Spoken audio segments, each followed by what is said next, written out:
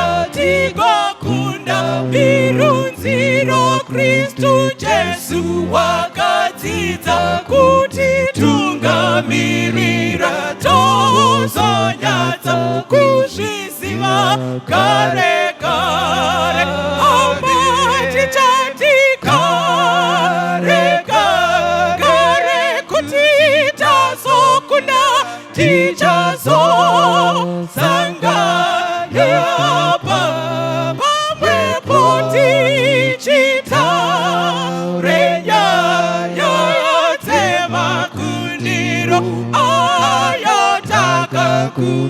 nawa zvirunzi irokuti tikaparadzana nyangwe tiri pamwepo ngatigwinye kunamata tinokunda mirunziro Kristu Jesu wakadzidza kuti tora kumusha tozonyatsa kuzviziva kare kare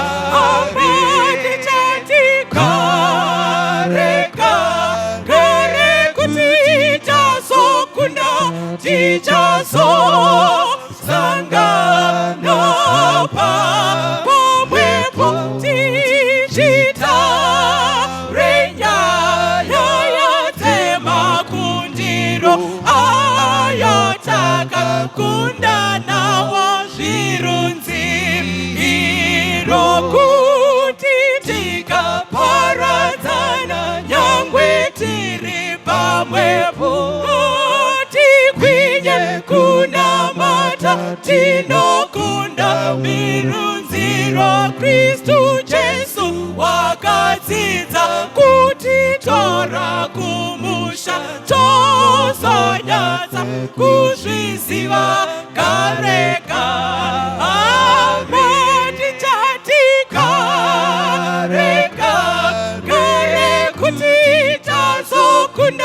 tichazo sangana pamwe poti tichita renya yoyote makundiro ayotaka kunda nawo zvirunzi amboti chatika regare kuti tazo kunda tichazo sangana pamwe poti tichita renya yoyote makundiro ayotaka kunda nawo zvirunzi amboti chatika kareka kare kuti tazo kunda tichazo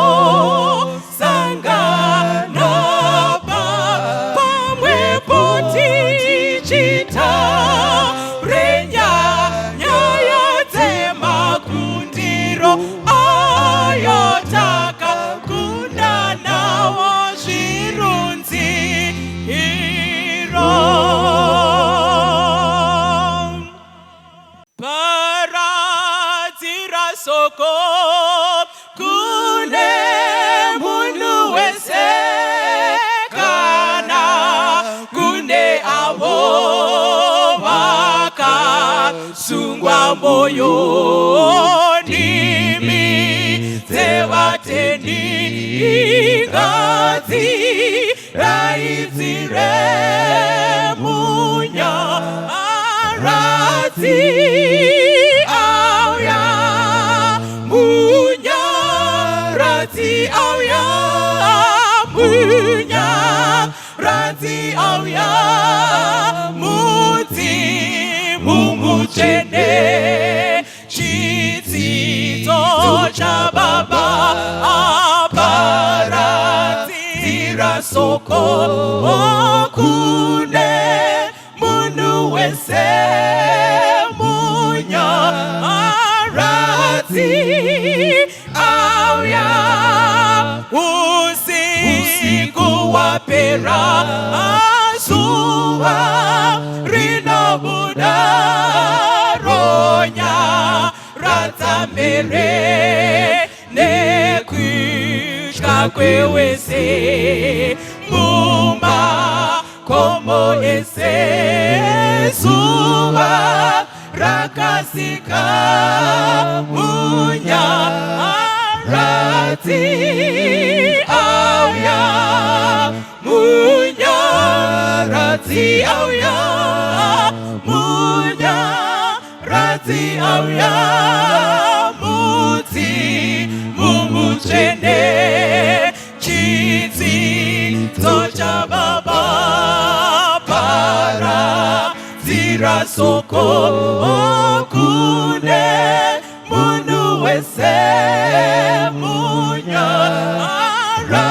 munyaradzi auya mambo wewamambo murapi mukuru ipa rusunungu kowa batwa wese nemu matirongo rwiyo ngarunzikwe munyaradzi auya munyaradzi auya munyaradzi auya mudzimu mutsvene chidzidzo chababa paradzira soko kune munhu wese munyaradzi auya runo yera handingakwanisi kuti nditaure tsitsi dzinoyera ini munyaradzi niwe nekupenya munyarati auya, munyarati auya, munyarati auya, muti mumuchene chitsito cha baba aparatira soko okune munu wese munyarati auya, reka maungira akwi rekudenga vache nevedenga vachi pindurawo muku imbarudo rwake rusingafi munyarati auya, munyarati auya, munyarati auya, muti mumuchene chitsito cha baba paratira soko okune munu wese munyarati auya, reka maungira akwi rekudenga vache nevedenga vachi pindurawo muku imbarudo rwake rusingafi munyarati auya, munyarati auya, munyarati auya, muti mumuchene chitsito cha baba paratira soko kune munu wese munyarati auya. Baba wedu wariko kumusoro kudenga namponesa edu Jesu namweya mutsvene uri pakati pedu, tinokutendai Mwari matungamira kubva kudzimba dzakasiyana siyana munzvimbo dzakasiyana siyana mukatisvitsa muimba yenyotero wapenyu yotero watano Mwari. Uri mwe mukana munenge matipa zvakare kuti gadzirisawo ukama hwenyu nemi pamunozouya tigokwanisa kuponeseka Mwari pamanheru ano apo takugadzira kunzwa shoko renyu Mwari. Tokumbira mutibatirawo zvingatidhistebha, mutivhurewo hana dzemukati Mwari, mutipewo mweya mutsvene wakanga uripo pakunyora kweshoko Mwari, utibatsire kunzwisa shoko renyu uye zvitiswedze pedyo nemuchinjikwa wenyu pamuchazoyotorawo tauda kwenyu tigozokwanisa kuzoponeseka Mwari. Mire nemuparidzi wedu mugomutungamira, mupe mashoko akakodzera amunoona zvakafanira kuti tigozoponeseka nawo Mwari. Tokutendai nekunzwa mukumbiro iri pamanheru ano muzita ramambo Jesu anogara usingaperi takunamatai, amen. Kwaziwai vanhu vaMwari, kwaziwai vana vokumusha. Toda kutenda Mwari panguva ino yatadzoka pamusangano wedu. Musangano wedu wakatinakira. Kwandiri zuva rechipiri, kwamuri nderechingani, kuda rechi8.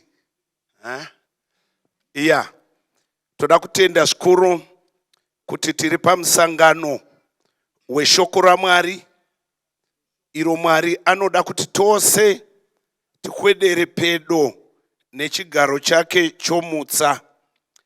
Panguva ino ndinozova kuti takwazisana, asi Bhaibheri rinoti iro, ndakafara pavakati kwandiri, handei kuimba yaJehovha. Ndimapsalma 122 vhesi ra1 inoti ndakafara pavakati kwandiri, yendei kuimba yaJehovha. Chimbomhorosa uri pedo newe. Tinofara tasangana mubasa raMwari, tinofara tasangana mubasa raMwari. Kwaziwaive hama mubasa ramwari ramwari kwaziwa ive mubasa ramwari tose tinofara tasangana mubasa ramwari ramwari tinofara tasangana mubasa ramwari. Ngatinamatei. Baba vedu vari kudenga, muzita raJesu tava kuverenga shoko renyu, tinokumbira vomwari muzarure moyo tinzwe shoko renyu, muzita raJesu tinonamata, amen. Ndiri kupamha kwazuwai vanhu vaMwari. Zuva ranhasi tine nyaya yakatinakira. Vanhu kana vavuya kuna Mwari, vavuya kuna Baba vavo, vavuya kuupenyu hunogara nokusingaperi. Vaimbi vepisarema vanga vachiimba, ridzai tsuri neinzwi guru, muti Jesu unovuya zvekare. Regai ndikuudzei vanhu vaMwari, nerimwe zuva takavaraigwa Jesu ari kuuya. Kana Jesu achiuya, unovuya kuotora vanhu vake, haavi kuotora vasiri vake. Paanovuya Jesu, unogotora vanhu vakanzwa shoko raMwari, vakarigamuchira, vakarirarama, ndo vachavuya kuotora. Kana tichiverenga kuna Luka chapter 9 pavhesi ra11 pana mashoko makuru, verenga munhu waMwari. Luke chapter 9 pana verse 11. Yes. Zvino vanhu vazhinji vachizviziva, vakamutevera Jesu, akavagamuchira ndokuvagamuchira, akavabudza zvobushe hwaMwari, auika akaporesa vakanga vachida kuporeswa. Iti amen sangano. Bhaibheri shoko raMwari rinoti iro, vanhu vazhinji vachizviziva kuti Jesu apinda paimba iyi, kwai vakamutevera. Jesu avavona vachitevera, akavagamuchira vose, amen. Avagamuchira vose, haana kutanga kuvaporesa, akavabudza mashoko obushe hwaMwari, kuti bushe hwaMwari hahupindi vakatsamwa, bushe hwaMwari hahupindi vanotukana, bushe hwaMwari hahupindi vanhu vane nharo, bushe hwaMwari hahupindi vanhu vanobirana. Apedza kutaura bushe hwaMwari, akaporesa vakanga vachida kuporeswa. Pamadekwana ano, iro shoko ratinotaura mushonga nyangwe kune vanorwara. Shoko ratinoparidza pano mushonga nyangwe kune vane mastress, rinorapa. Shoko raMwari ibenyu. Musoro wedu wenyaya unotiwo, Mwari haasi mutsauri wavanhu. Mwari haasi mutsauri wavanhu. Kana uchiverenga Matthew 3:16, inoti nokuti Mwari wakada nyika nokudaro, akapa mwanakomana wake wakaberekwa ari mumwe oga, kuti ani nani unotenda kwaari arege kufa, asave noupenyu husingaperi. Mwari haasi mutsauri wavanhu. Unoti ani nani watenda unowana upenyu husingaperi. Bhaibheri rinoti ani nani watenda arege kufa. Pamunomuviga muchiti wafa, kudenga rinoti wavata. Nokuti kana wafa watenda shoko, haufi, unovata. Regai ndikuudzei chokwadi, mafiro edu akasiyana. Vamwe vachafana kugwara, vamwe vachafana maaccident, vamwe vachafana mastroke. Kufa. Asi wakakomboregwa, wafa agamuchira Jesu, denga rinoti wavata. Mwari haasi mutsauri wavanhu. Vanhu vanotsaura vanhu, muchiona takadai. Vamwe vanotsaura vanhu nokudzidza, vakadzidza vanofamba vega. Vamwe vanotsaura vanhu nefuma, vamwe vanotsaura vanhu namabasa avanoita. Maticha anofamba oga, mapurisa ofamba oga, manesi ofamba oga, mapolitician anofamba oga, pfambi dzinofamba vodzoga. Mwari haasi mutsauri wavanhu, unoda vose vakadaro. Vanhu vanotsaurana nemazero. Chaura zvikomera zvofamba zvoga, vasikana voga, vakarambwa vanofamba voga. Mwari haasi mutsauri wavanhu, unoda munhu wose watenda kuna Jesu, unowana upenyu husingaperi.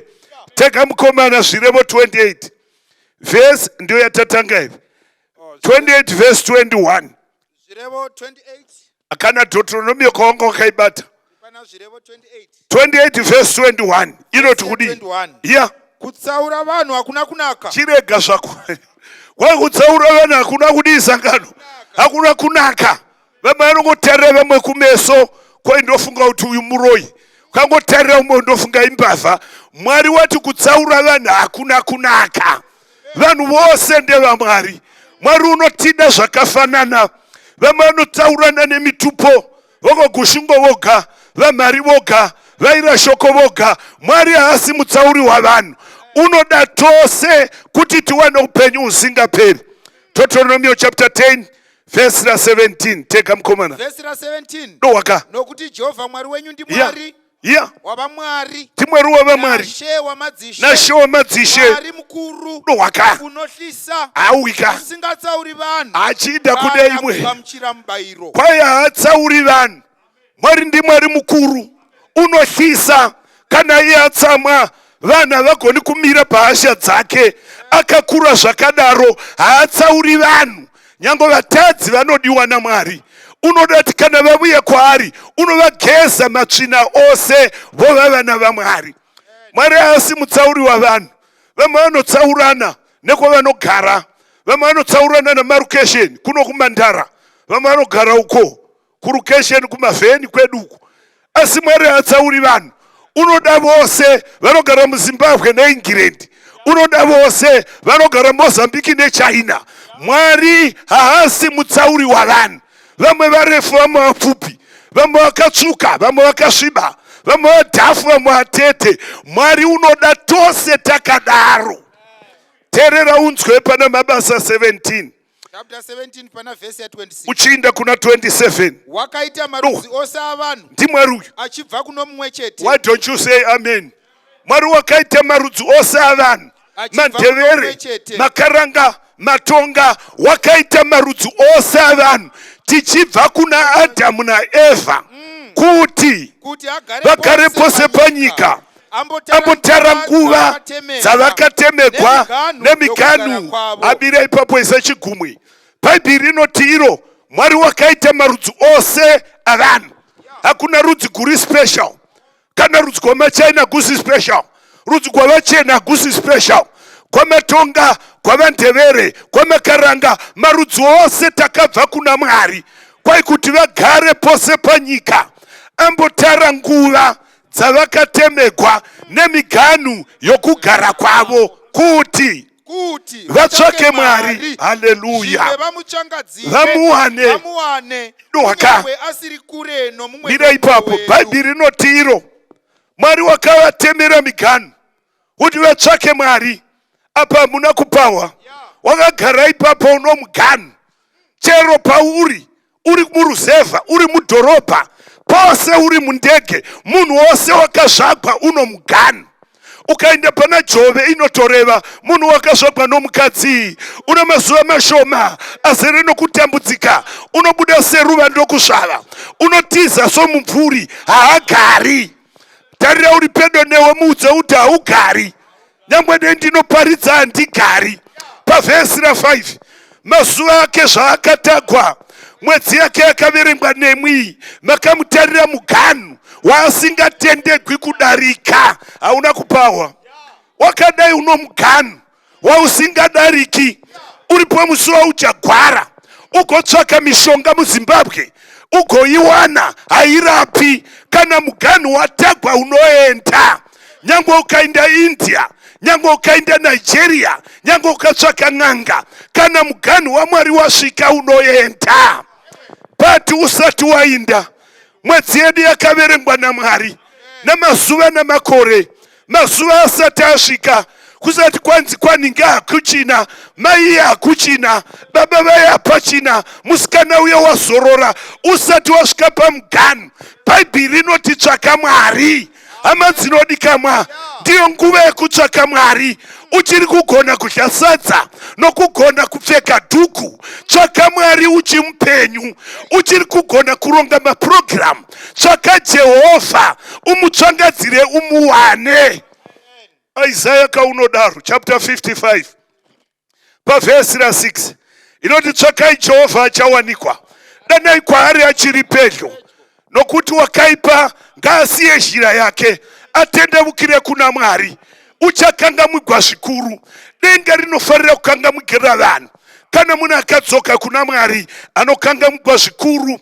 Tererai vanhu vaMwari, Mwari haasi mutsauri wavanhu, haatsvaki vanhu. Kana oda kuwana Mwari haumutsvaki kuvaprista, unovatsvaka mushoko raMwari. Ndakanga ndichidzidza Matthew 24:14, munoiziva ka? Inoti iyo ivhangeri iyi, hamuna kuiwa, usabanya kubushe. Ivhangeri iyi Mwari ana vhangeri dzakawanda, une one gospel. Hallelujah. Ukamuna mavhangeri awanda, kumwe kurashika chete. Matthew 4:24-14 inoti this gospel shall be preached to all nations. Mwari vhangeri raMwari rinobva muBhaibheri rinofanira kuparidzirwa kumarudzi ose nokundudzi dzose. Kuve uchapupu, ipapo kuguma kuchasvika. Hamuna kuzviwa sangano. Kana vhangeri raparidzwa, unotendeuka ndeyake, unoramba kutendeuka ndeyake. Bhaibheri rinoti kana raparidzwa huchava uchapupu. Jesu musi waanobuya, unobuya nomubayiro. Habuya achibhabhatidza vanhu, habuya achiregesa vanhu mbanje, habuya achiregesa vanhu upombwe. Unobuya nomubayiro wavanhu vakanzwa vhangeri, vakatora mapositions, vamwe vakagamuchira shoko. Unobuya wavapa mubayiro wokugamuchira. Vamwe vakati ndichambovona, unobuya achivarasha. Saka vhangeri robushei uripo here pana 14 24 mani yaMatiyo ndakudarikisa chamwa. Verse 4. Verse 4. Jesu akapindura akati kwavari, kana roparidzwa, chenjerai kuti murege kutsauswa nomunhu, yaka nokuti vazhinji vachabuya vachauya rangu vachiti paita nyaya yasanganira. Bhaibheri inoti iro pamunenge makateerera vhangeri, chenjerai kuti murege kutsauswa nomunhu. Unomungwarira sei munhu? Vamwe vanoparidza zvinozipa, vamwe vanoparidza ari muzikemenzi zvitsvuku, rimwe zichena, akazeya ungati wavona Mwari. Kana asingatori muBhaibheri usagamuchira. Vanhu vachaenda kudenga vanogamuchira shoko raMwari, hariwedzekwi, haritapudzwi, gamuchira riri dry. Bhaibheri rinoti iro vazhinji vachabuya nezita rangu, pango Jesu. Usangoti pose pose pana Mwari, nokuti Jesu pachake. Haleluya. Pana Matthew 7:21 unoti havasi vose vanoti kwandiri Ishe vachapinda mubushe bwaMwari. Woga unoita kuda kwaMwari ndiye unopinda. Kunamata kuti Mwari hakuponesi, vachaponeswa. Only those who doeth the will of God, who is in heaven. Vanoita kuda kwaMwari kwakanyogwa uri kudenga. Mwari haasi mutsauri wavanhu. Regai ndikuudze vanhu vaMwari, usatsaura vanhu. Izano raSatani kuwanza vaparidzi vanoparidza zvakasiyana. Kana uda kuti usarashika, bata shoko raMwari. Akakuparidzira iti inowanikwa panani. Tipanani ukavuya tinamate tisina putsu, kurura shangu wasviba, iti ivhesani. Kana ukai vakapfeka nhumbi tsvuku nechena zvamakaita izvi, vamwe vanototi mwezvina mose mofanira kuchipfeka chena. Iti ivhesani, inoti nguvo inoponesa. Chinoponesa ndiJesu nokutevera shoko rake. Teerera munhu waMwari. David unoti iye haisi tsika yaMwari kuti vaparidzi namavhangeri apesani. Vamwe vanoti idyai zvose, vamwe vanoti musadya zvimwe temurai, vamwe vanoti imwai nokunamata, vamwe vanoti chengetai chero amwe mazuva, vamwe vanoti rubhabhatidzo chero gwawaitwa. Kana uida kuti usarasika pamharidzo dzakasiyana siyana, inde unoverenga Isaiah 34, woverenga pavhesi 16. Inoti kudii mukomana? Tsvakai. Haleluya. Hakuna chimwe chezvinhu izvi chichashaiwa shamwari yacho, nomweya wake wakazviunganidza. Ukavona mavhangeri usani woziva rokutevera.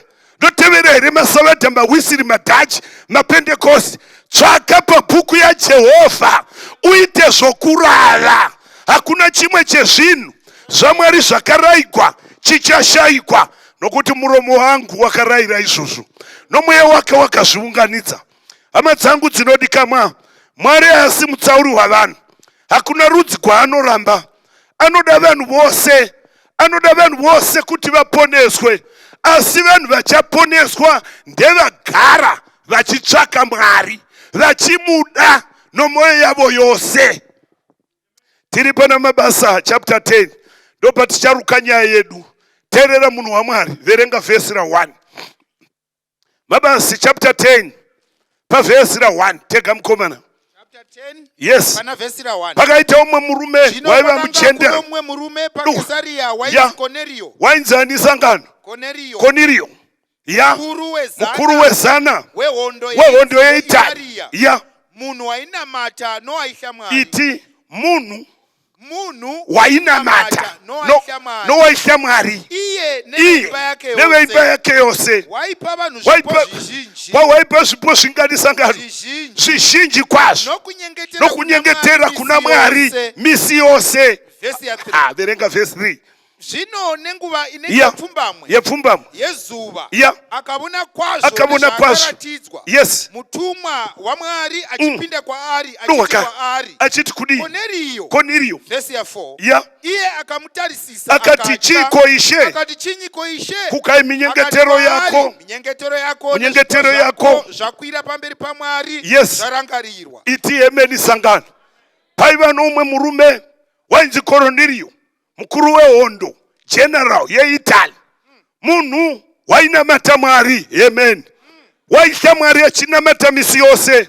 Waipa zvipo zvizhinji kwete zvishoma. Kwai wainamata achitsanya iye nemhuri yaani sangano yake yose. Namata muupenyu hwako kuti kana unamata Mwari mhuri yako yose ngainamate, mugoona chikomborero munyika ino nomunyika inovuya. Bhaibheri rinoti achinamata aipa vanhu zvipo, achinamata mumba make achihla Mwari.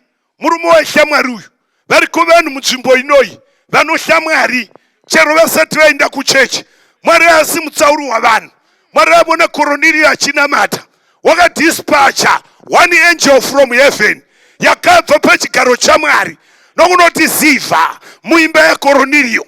Kai Cornelio, munyengetero yako nezvipo zvako zvarangarigwa. Zvinotuma varume Jopa vanodana unoipita una mashoko newe. Teererai vanhu vaMwari. Kune vanhu vanonamata vachipa zvipo makorokoto kumuchinjikwa. Kune vanhu vanonamata vanotsigira maefoti, Mwari uchakurangarira. Kune vanhu vanonamata vachitsigira maglobal pioneer, Mwari achakurangarira. Pane vanhu vanonamata vachivaka machechi, Mwari uchakurangarira. Pane vanhu vanonamata vachipinzanirira chikoro, Mwari uchakurangarira. Munhu anonamata nokupa zvipo nyange wakarereka, Mwari uchakutsvaka. Haleluya.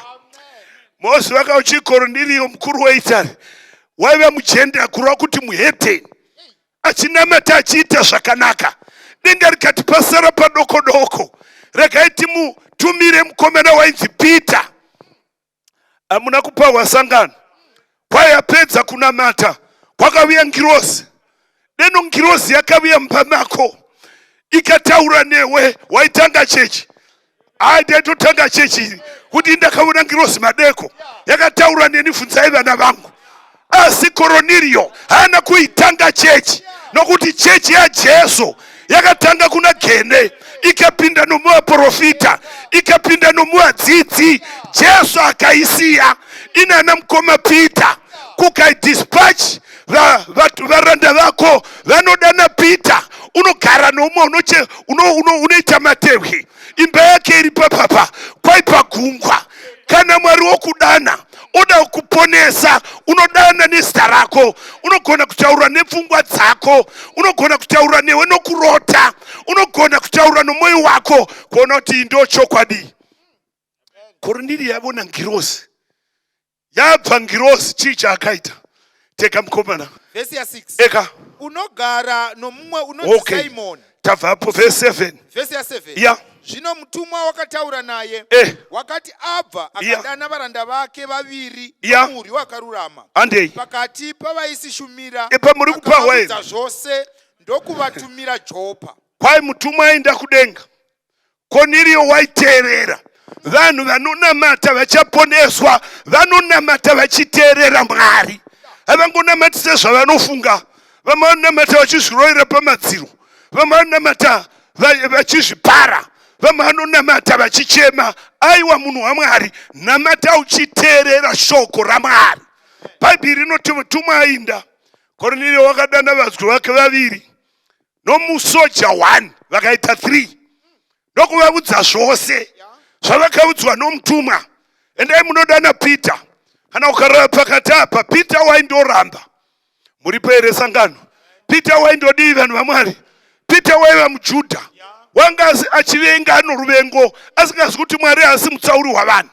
Unoziva here kuti kuchiJudha vaJudha aiti mangwanani achinamata waiti Mwari wedu wokudenga, ndoda kutenda nokuti handisi muranda. Varanda vaibonekwa sechinhu chisina basa. Chinhu chechipiri achinamata waiti ndokutendai Mwari nokuti handisi munhukadzi. Pamwe chechitatu vaiti ndokunamatai Mwari nokuti handisi muhedheni, handisi mugenda. Saka Mwari wakazviona nokuti Mwari hasi mutsauri wavanhu. Unoda varanda, unoda vanhukadzi, unoda vafumi, unoda varombo. Tose tinokwana kupinda bushe bwaMwari. Bhaibheri rinoti iro Kornelio atuma vagwi. Yaiva nzvimbo yaitova nemitunhu mamairi anodarika 10. Vakafamba vakapedo neimba yaPeter. Mwari ndokufana kutaura naPeter. Mwari ngavongwe.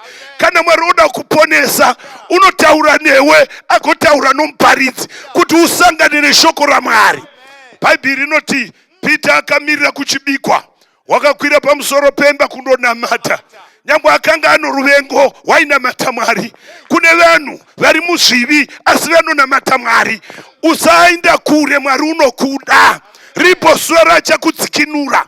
Bhaibheri shoko raMwari rinoti iro ari mukunamata wakapinda mutrance, muvision, ndokuona denga rakazarugwa.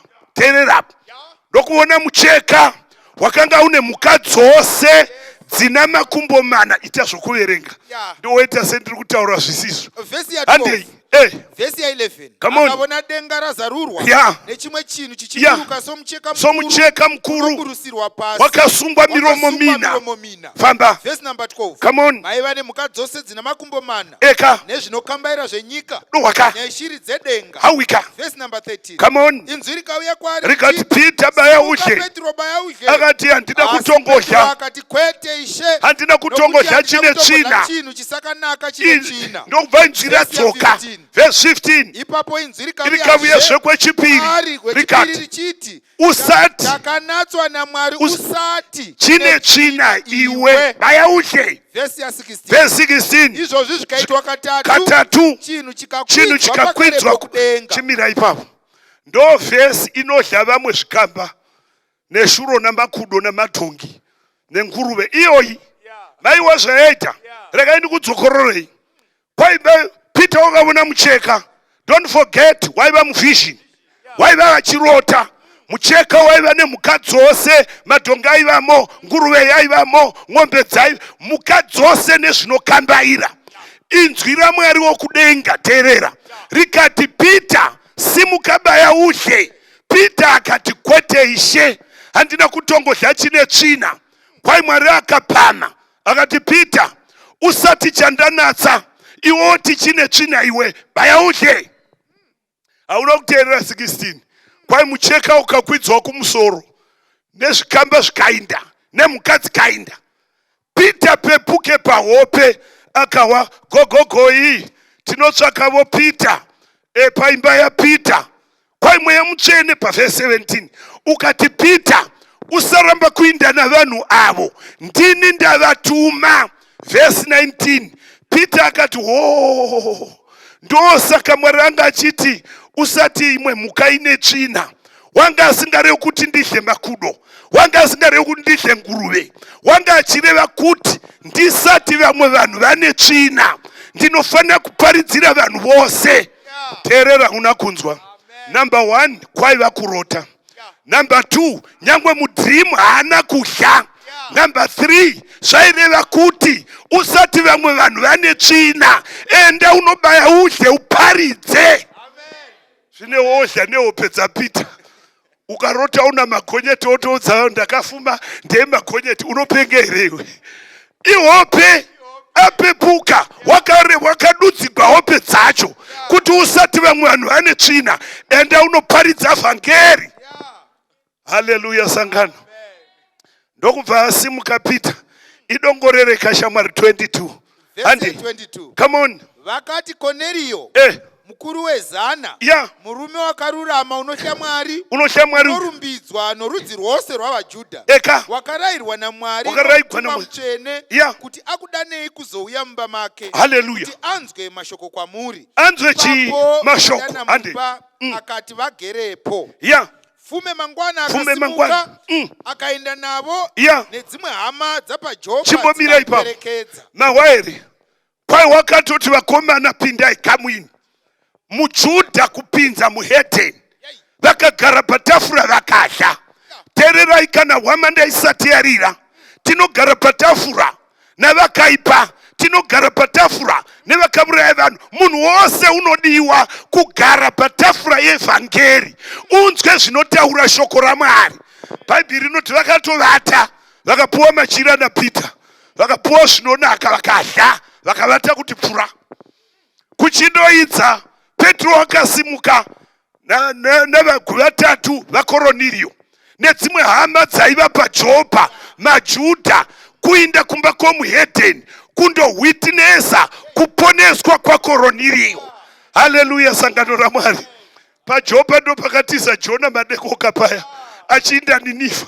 But Peter haana kutiza. Wakainda achingonosvika mumba maKornelio wakaona imba yakazara isingafemi navanhu vakanga vakokwa nomuHedheni wainzi Kornelio. Tererai munzwe vanhu vaMwari, vanhu vanoda shoko raMwari vakagara kuriunganira. Peter chichinopinda iwa vhangeri yacho teka pa 27 verse ya 27. Zvino akati achataura naye akapinda akaona vazhinji vakaungana. Wakaona vanganisangana vazhinji vakaungana. Imi munoziva kuti hazvina kufanira afambidzane nomumwe mumwe rudzi kana kuuya kwaari. Asi Mwari wakaratidza kuti ndirege kuti munhu ane tsvina kana kuti une tsvina. Hawika. Naizvozvo ndavuya singarambi ndakadanwa. Zvino ndinobvunza mandidanireiko. Kornelio akati chimira mukomana tingapedza kuvateerera. Bhaibheri rinoti iro Peter chinosimuka mumba chinoti hama dzangu imi munozviziva imwe maJudha tisingafambidzani nemumaHedheni munodyawo chimwe. Asi Mwari wakataura neni pamuono kapavhizhini kuti ndisati munhu une tsvina munhu wose anofanira kuwa vhangeri arigamuchire arirambe zvigova kwaari pakuponeswa. Kukai zvino ndavuya ndoda kubvunza kuti mandidanirei. Uchanopedzisa oga kumba. Kornelio anoti ava mazuva 4 indachinamata mumba mangu ndikaona mutumwa akavuya akati ndikudane iwe ugotiparidzira mashoko matsvene aMwari. Zvino zvawavuya pano tinoda kuhwa vhangeri rawatumwa naro naMwari. Haleluya sangano raMwari. Kornelio waitya Mwari. Kornelio wainamata Mwari. Kornelio waipa zvipo. Tina vanhu panapa vamwe vasati vabhabhatidzwa vari mukati menyika inoi vanonamata Mwari vanotya Mwari vamwe vanotova namachechi avo. Uri munhu waMwari. Mwari haasi mutsauri wavanhu. Haleluya. Bhaibheri rinoti iro but Peter waitsvakei. Kornelio waiva nezvimwe zvasarira kuti azive aponeseke. Kornelio wanga asingazofodla mina itendegwi izvi ndizvezvi. Kornelio wanga asingazivi kuti hochi haidyiwi izvi ndizvezvi. Kornelio wanga asingazivi rubhabhatidzo gwechokwadi kwakaitiwa Jesu izvi ndizvezvi. Kornelio wanga asingazivi zuva raMwari kuti Mwari une zuva rake dzvene izvi ndizvezvi. Kornelio wanga asingazivi kuti vakadzi vaviri havatendegwi wana umwe. Kornelio waiva achifanira kuudziwa shoko raMwari rose agoponeswa. Peter ndokubva chasimuka chikati icho verse 34 usabva ipapo chakati kudi teka munhu waMwari. Verse ya 34. Yeah. Ipapo Petro akashamisa muromo wake akati. Hallelujah. Zvirokwazvo ndinobona kuti Mwari haasi mutsauri wavanhu. Asi parudzi rupi norupi munhu unomuhla achiita zvakarurama unogamuchirwa naye. Iti amen munhu waMwari. Kwai 34 Petro akashamisa muromo wake. It's wonderful. Amen. Inonyoregwe izvozvo kushamisa muromo. Kuratidza kuti pane nyaya. Akashamisa muromo akati zvirokwazvo akatanga nokupika. Haleluya. Mwari haasi mutsauri wavanhu. Parudzi rupi norupi munhu anomuhla achiita zvakarurama unogamuchirwa naye. Agamuchiri mvenge namakwereveshe. Unogamuchira munhu unohla Mwari. Kana Mwari akati rega upombwe, kurega upombwe kuhla Mwari. Kana Mwari akati usavenga, kurega kuvenga kuhla Mwari. Kana Mwari akati chengeta mutemo, kuchengeta mutemo kuhla Mwari. Ukanzi zvirokwazvo ambomanya shamwari. Usasiya iyo kuhla Mwari. 16 ya zvirevo. Verse 6 pana mashoko makuru. Zvirevo 16 chichinoi kuhla Mwari. Teka mukomana.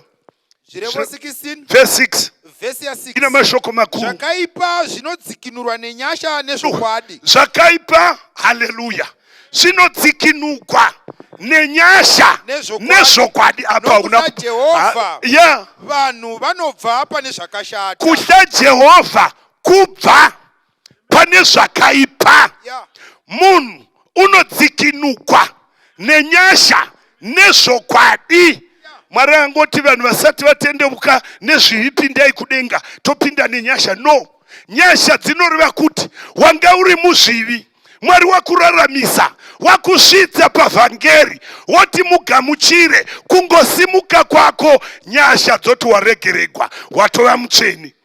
Chinoi chokwadi ishoko raMwari, woritevera sezvinoreva Mwari. Kwai nokuhla Mwari vanhu vanobva pane zvakaipa. Ipapo uri pana zvirevo 10 ka. Kuhla Mwari kudini? Kunobatsirei? Zvirevo 10:27 pana mashoko makuru ipapo. Bhaibheri shoko raMwari rinotiro kuhla Jehovha kunowedzera mazuva, asi makore akaipa achatapudzwa. Kuhla Jehovha kunodisa ngano, kunowedzera mazuva, asi makore omunhu wakaipa achatapudzwa. Kana munhu akawa shoko raMwari akaita mbimbindoga kutevera chivi, mazuva anotapudzwa mudikani. Vakakomboregwa vanoti kana vanzwa shoko raMwari vanotsoka kuna Mwari. Teererai munzwe vanhu vaMwari. Mwari haasi mutsauri wavanhu. Mapsalm 33 ndipo verse 18. Teka mukomana. Pana verse ya 13. Auka.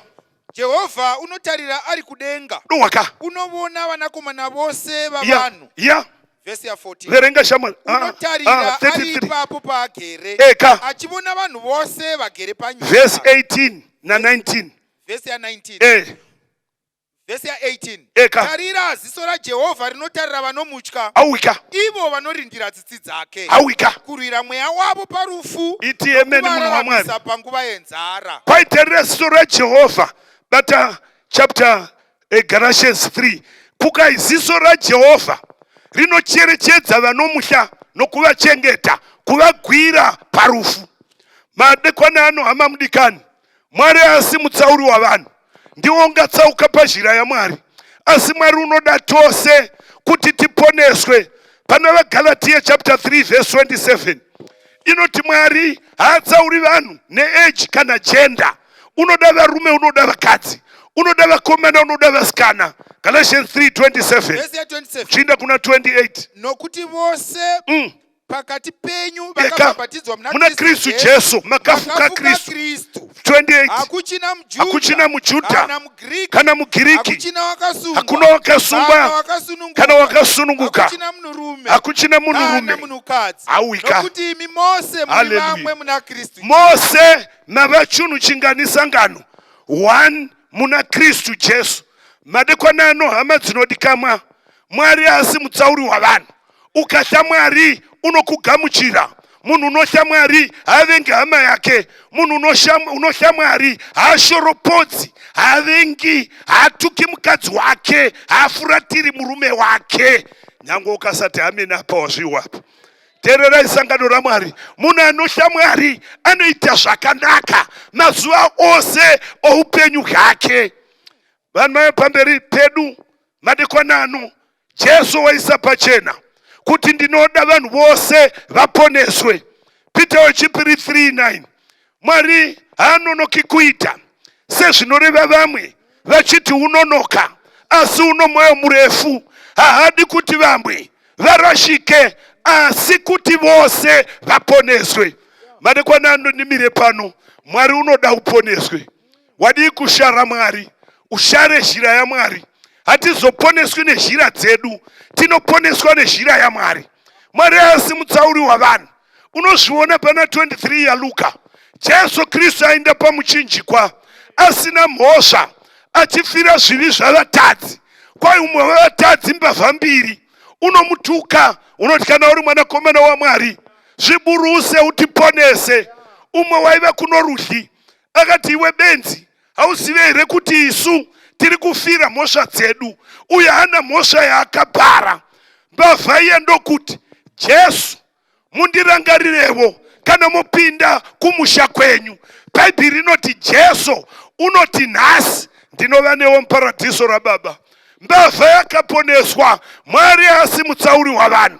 Ukatenda kuna Mwari unoponeswa. Pamadekwana ano Mwari unoti kuna vose, kuna vangani?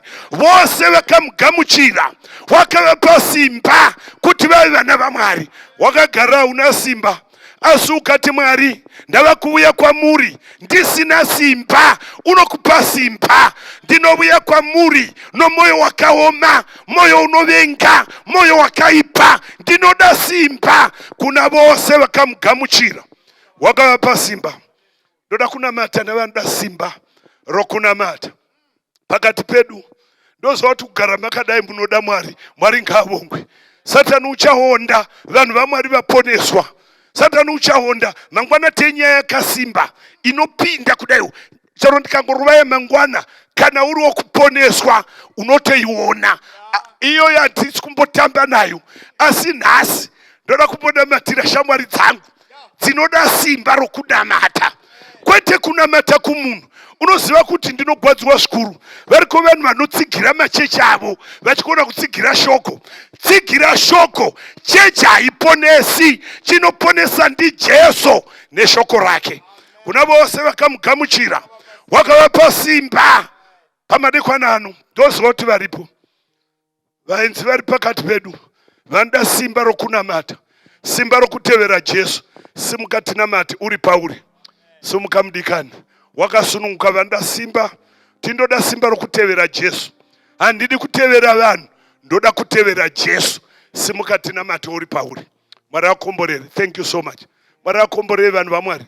Apa Satani uchahonda, unohonda chaiko. Vanoda simba rokutevera Jesu. Nasi mavhangeri awanda, anodana kose kose.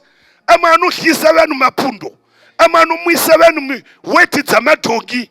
Kwai wangomwa wafuma wapora. Rega ndikuudze munhu waMwari, vanoda simba rokutevera Jesu. Kuna vose vakamugamuchira, wakavapa simba kuti vanzi vana vaMwari. Tererai vanhu vaMwari, ini ndonamata kuti uwane simba rokutevera Jesu. Nyika ino ichaguma newe makore achipindana kuti happy birthday to you, we wish you many more. Inhema unongowisha munyaya youpenyu kana kurarama kubuda kwezuva richivira jeu. Isa murabvisa nokuti muganhu wakatotagwa. Ukavona gore richipera kutapudza mazuva ako muupenyu huno. Asi kana wagamuchira Jesu, munyika isingaperi mune guta dzvene, hauzombofi. Unofara munyika ino, ugofara munyika inobuya. Waiwa here ichiti vanosha Jehovha, ziso raJesu rinovacherechedza nokuvapa upenyu. Ndoda kunamatira simba iri rokuti utevere Mwari. Ndoda kurinamatira newevo ride.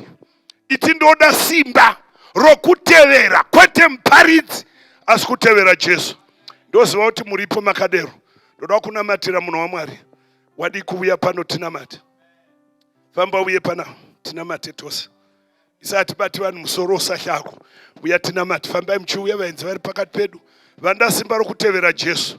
Kuti mweya tsvina iparadzane navo. Ndoda kutevera Jesu ini. Fambai muchiuya. Vaenzi vese vari pakati pedu. Vanda simba rokutevera Jesu. Famba uya. Fambai muchiuya zvenyu makasununguka. Mwari akomborerei. Fambai muchiuya. God bless you. Fambai muchiuya. Uyai vana vaMwari, uyai vana mai. Vandoda simba rokutevera Jesu. Mwari akomborerei. Fambai muye. Mwari akomborere. God bless you. Ndokunode kuponeswa. Vanoda simba rokutevera Jesu. Famba uye. Uya kuna Jesu. Denga rinokuda chaiko. Ndopo wasvika uri koroniri wanga uchita zvakanaka. Famba uchiuya munhu waMwari. Munyika isingaperi mune guta dzvene. Hakuna usiku. Mwari wakatuma Koronirio kusangana na Peter. Akanga ane shoko rokuponesa. Famba uchiuya munhu waMwari. Vanoda simba rokutevera Mwari. Zvinotevegwa zvawanda. Famba uye. Sahla munhu waMwari. Uya kuna Jesu. Munyika isingaperi hakuna usiku. Very soon mutsa unopfigwa. Vakagamuchira Jesu ndovo gavana vaMwari. Mwari akomborera. Pastor Jim Kelchino. Uyaona matisha Mwari. Avo yese hakuna kocha muwaizoperi hakuna usiku wazambara vyekwe one vhangeri riri kuoneka nyika mudikani. Tiri kuoneka nyika nevhangeri kana raparidzwa kundudzi dzose. Mwari akati zvakwana, vagamuchira vaponeswa. Usatendera kuvaraigwa nenyika ino inoguma manje manje. Nyangwe upenyu hwako hunoguma. Wadi kugamuchira Jesu uchimupenyu. Fambe nenzira yaMwari. Yese hakuna kocha nerofu hakuna usiku. Atina Matei. Muzita raBaba remwanakomana nomweya mutsvene. Amen. Mazvita enyu Mwari sekutaura kwenyu hamuiti chinhu musina kuzivisa vanhu venyu. Chokwadi. Hamuparadzi guta musina kuzivisa vaprofita nevanhu venyu. Chokwadi. Sekutamba sekuseka mazuva edu ari kuverengwa. Chokwadi. Vauya kuno mberi vachamira nerimwe zuva vachiti taivapo. Amen. Takamuvhotera Jesu musi wakatongwa Mandara community. Chokwadi. Mwari wenyasha, Mwari werugare, tokutendai nevanhu venyu vaita nharo dzenyu panguva yamadeuka zuva ano. Amen. Vafamba vachiuya kuno mberi, hana dzavo dzarova, vauya kuna Jesu wavasina kumboona. Asi Jesu adeedzwa akataurwa, vakamuona vakafamba vachiuya. Amen. Mwari wenyasha, Mwari werugare, vaitirewo nyasha vanhu venyu. Hamuzi mutsauri wevanhu. Amen. Sekutaura kwenyu Mwari. Mazvita enyu Mwari. Varipo vaitsaugwa, vamwe vanogona kunge vakatombodzosehwa vachinzi dzokerai kuchechi hakuiwi nevanhu vakaita seava. Vamwe vakanzi hamuna masutu, hakuendiwi nevasina masutu. Vamwe vakanzi hamugoni kurava, vamwe vakanzi hamugoni chirungu. Asi Mwari nhasi mabudisa pachena. Amen. Hamuzi mutsauri wevanhu. Chokwadi. Mwari itirai vanhu venyu nyasha. Amen. Vaine sangano renyu, vatsunzutira panguva dzeusiku. Amen. Vakadira fuel kuzadza matengi kuuya pano. Chokwadi. Matengi aya hazariri mahara Mwari. Dirai zvikomborero pano umwe nomwe wavo. Amen. Tai kuti dzimba dzange dzoputsika nekuda kweshoko iri dzirapike. Amen. Vamwe vanga vakurwara nekuda kweshoko iri ngavapore nezita raJesu. Amen. Vamwe vanga vakudzingwa vachidzokerai kumusha. Hatigari nevanhu vane tsvina. Imi Jehovha vakurudzai nekuzadza rudo mukati mevanhu venyu. Vaine murandarume wenyu wamashandisa pazuva ranhasi. iye nemhuri yekwake.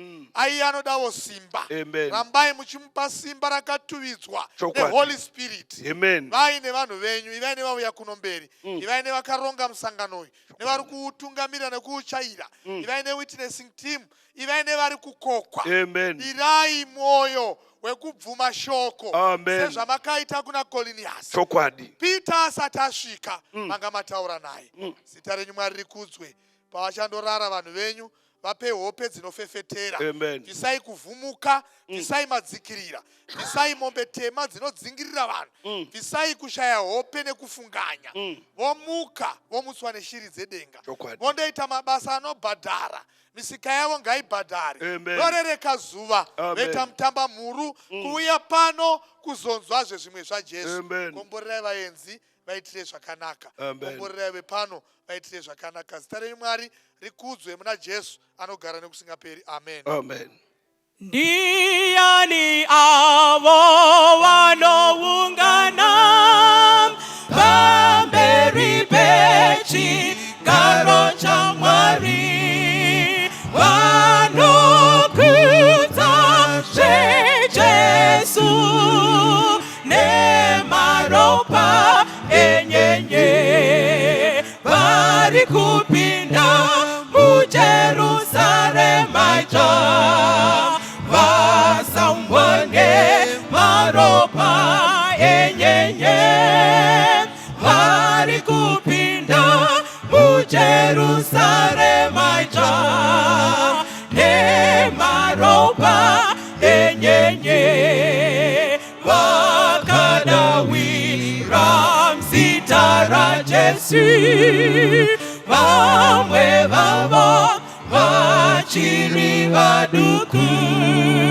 vakanzwa tsitsi dzake nemaropa enyenye, vari kupinda muJerusarema itsva, vasambwa nemaropa enyenye, vari kupinda muJerusarema itsva, nemaropa enyenye, avo vakanzwa zvemadambudzo, Jesu akavapa runyararo,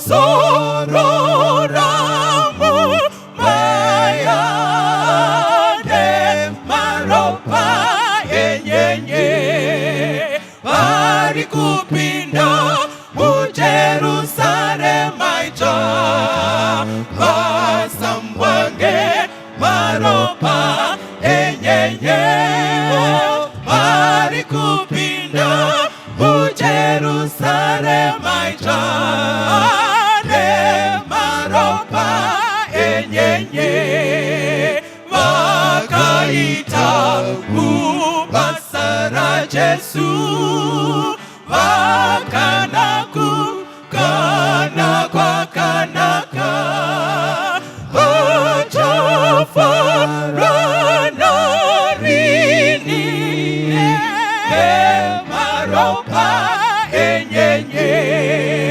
vari kupinda muJerusarema itsva, vasambwa nemaropa enyenye, vari kupinda muJerusarema itsva, nemaropa enyenye, vaponeswa vamira panyanza, chitema kufa zvese zvapera, rufaro zvena ririni nemaropa enyenye, vari kupinda muJerusarema itsva, vasambwa nemaropa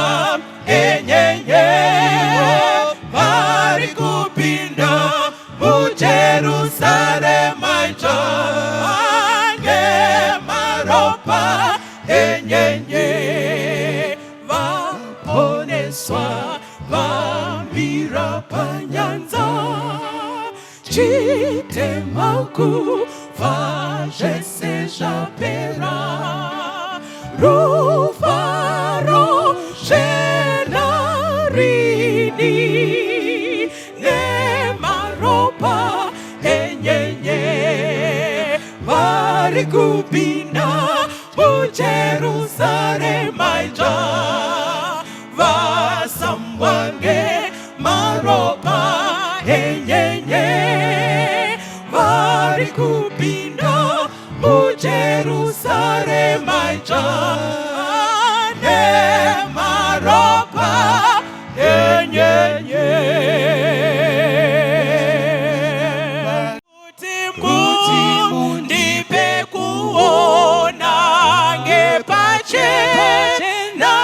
chafara asiku cheneswa moyo kondifa za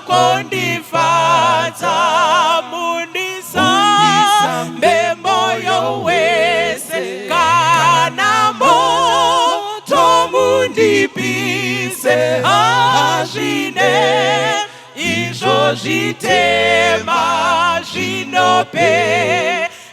zvinopera asikuti ndacheneswa ndizvo ndingazonzwisisa ndizvozvo zvirozvo zvenyu tinoona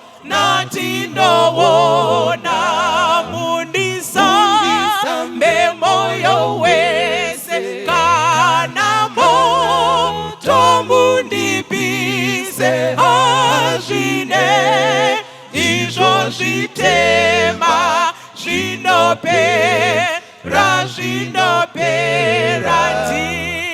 ndinosiya zvakaipa nezvifungo zvakashata asika nandichiedza ndakaipa mundisambe moyo wese kana moto mundipise azvine izvo zvitema zvinopera ndinosiya zvakaipa nezvifungo zvakashata asika nandichiedza ndakaipa mundisambe moyo wese kana moto mundipise azvine izvo zvitema zvinopera